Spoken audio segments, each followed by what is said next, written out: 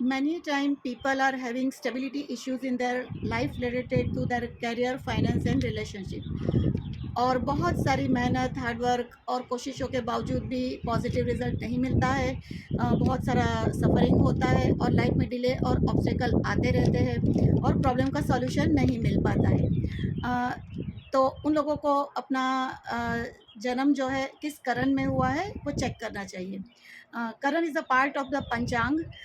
वो कहीं इनऑस्पिशियस तो नहीं है, क्योंकि जनरली पंचांग को लोग जो होते हैं वो महज एक पुस्तिका समझते हैं, कि जो हमें मुहूर्त देखने के लिए काम आती है। बट ऐसा नहीं है। पंचांग का मतलब ही होता है 5 अंग। जिस तरह से हमारा जो ये शरीर है वो 5 अंग 5 एलिमेंट से बना है, पृथ्वी, जल, अग्नि, वायु और आकाश। उसी तरह से ये ब्रह्मांड जो है, यूनिवर्स जो है, उसके भी 5 अंग है, तिथि, करण, तिथि, वार, नक्षत्र एंड योग। तो ये बहुत महत्व रखता है कि अ, हमको उनके बारे में पता होनी चाहिए, क्योंकि कभी-कभी एस्ट्रोनॉमिकल चार्ट जो है उसमें से जब हमें सॉल्यूशन नहीं मिल पाता है तो हमें हमारे पंचांग को भी देखना चाहिए। तिथि के बारे में तो हम सब जानते हैं कि एकम आती है, दूज आती है, तीज आती है, पूनम है, अमावस्या है। तो सूर्य से जो चंद्र का 12 डिग्री का अंतर होता है उसको हम तिथि कहते हैं, और तिथि का जो हाफ पार्ट होता है उसको हम करण कहते हैं। मतलब सूर्य से चंद्र का 6 डिग्री का जो अंतर होता है वो करण है। 11 टाइप्स के जो करण है, 11 प्रकार के जो करण है, उसमें से विष्टिकरण है वो बहुत ही इनऑस्पिशियस माना गया है। और उनके जो प्लैनेट है वो शनि है, और उनके देवता जो है वो यम है। और करण जो है वो हमारा अर्थ एलिमेंट है, पृथ्वी तत्व है। और अर्थ एलिमेंट हमें ग्राउंडिंग करता है, वो हमें सपोर्ट देता है, वो हमारा बेस है, फाउंडेशन है, वो हमें स्टेबिलिटी देता है। अगर वही अनस्टेबल होता है तो जीवन में स्टेबिलिटी कैसे आएगी?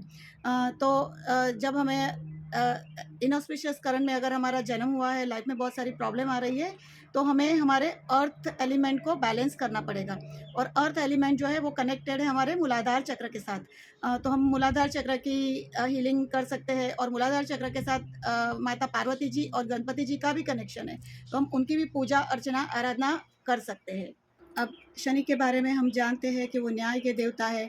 सेवा, कर्म और अध्यात्म के अलावा वो self discipline, rules, regulation, tradition को फॉलो करते हैं, हार्ड वर्क में मानते हैं।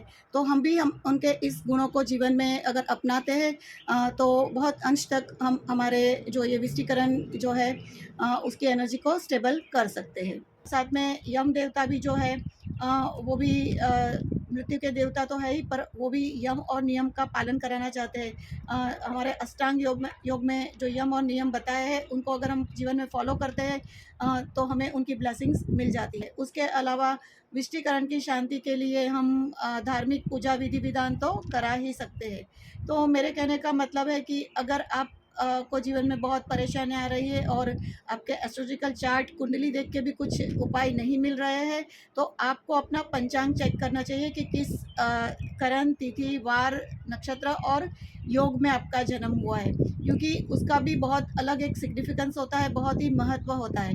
अगर हम उनके बारे में जानते हैं तो उनके रिलेटेड उपाय करके भी हम हमारे जीवन को समृद्ध कर सकते हैं, क्योंकि ये सभी जो पंचांग के अंग हैं वो हमारी प्रॉस्पेरिटी, वो हमारे कर्मा, वो हमारे वेलबींग, हमारी हेल्थ, वो सभी के साथ जुड़े हुए हैं। तो होप आप लोगों को आज की वीडियो पसंद आई होगी। So keep watching my videos. Thank you so much.